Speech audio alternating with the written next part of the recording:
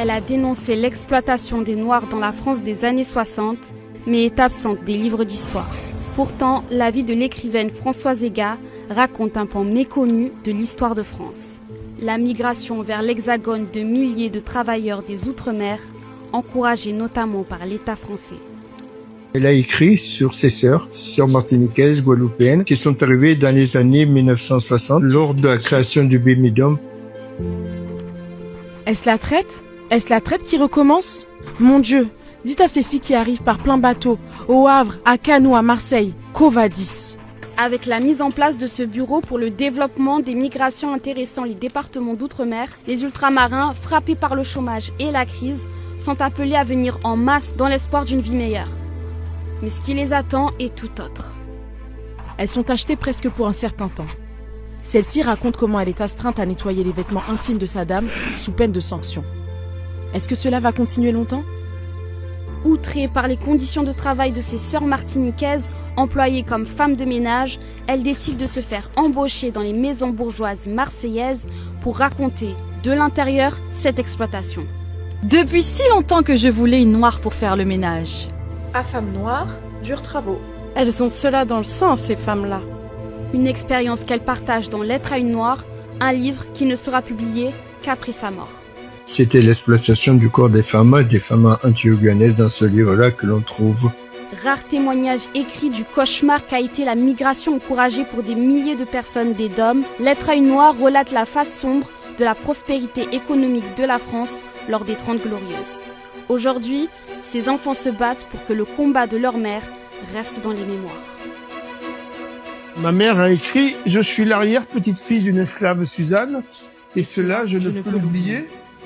L'oubli dans certains cas est une trahison.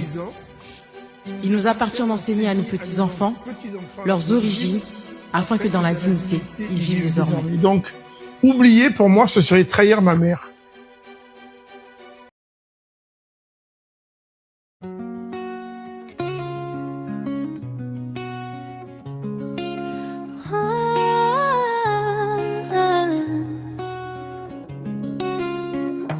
Je t'écris d'un froid sans nom.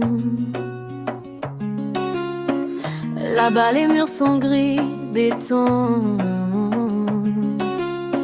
Mes mains sentent l'eau de vaisselle. Mais dans mon cœur brille le soleil. J'ai laissé ma terre, ma mère, ma peau.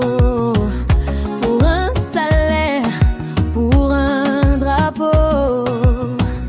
Et dans leurs yeux, je lis parfois qu'une noire ici n'a pas de voix.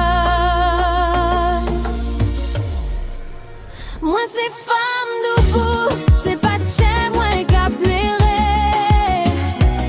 L'amour en moi est toujours calimé. Moi c'est femme debout, en mi-temps de l'eau édifiée. Yo peut pas effacer ces mots qui savaient. Ils disent que je suis d'ailleurs. Mais c'est eux qui n'ont pas d'âme ni cœur. Nous qu'à travail, nous qu'à souffert. Pour yo sourire, pour yo rêver. J'écris ma peine sur un papier. Entre deux silences forcés.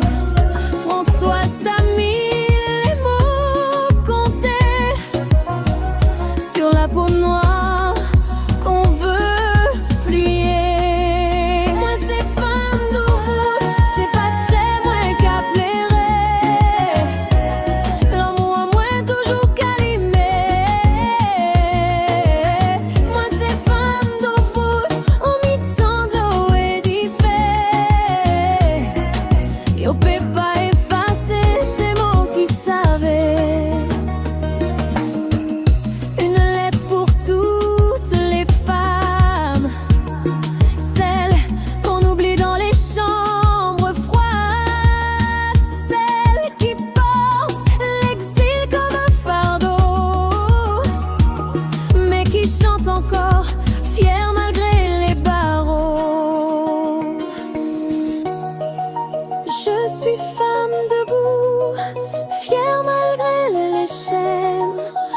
Moi c'est flamme, c'est flèche, c'est douleur, c'est rêve, c'est cher.